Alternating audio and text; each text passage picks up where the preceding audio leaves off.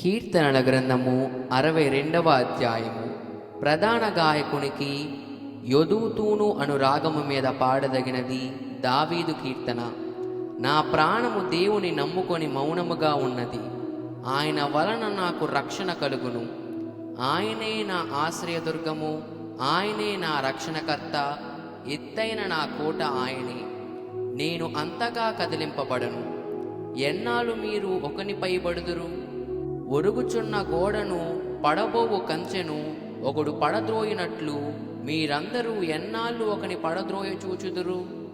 అతని ఔన్నత్యము నుండి అతని పడద్రోయటకే వారు ఆలోచించుదురు.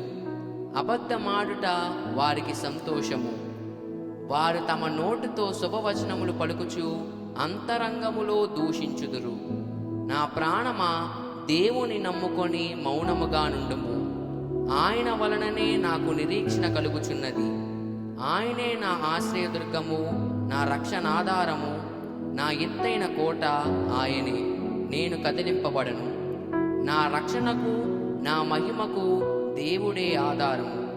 నా బలమైన ఆశ్రయదుర్గము, నా ఆశ్రయము దేవుని యందే ఉన్నది.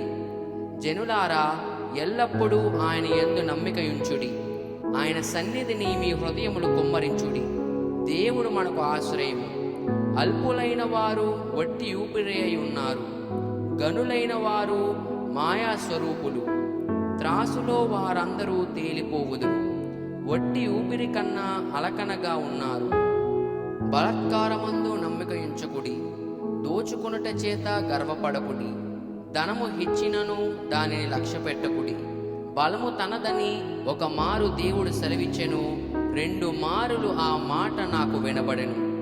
ప్రభువా, మనుషులకందరికీ వారి వారి క్రియల చొప్పున నీవే ప్రతిఫలమిచ్చుచున్నావు.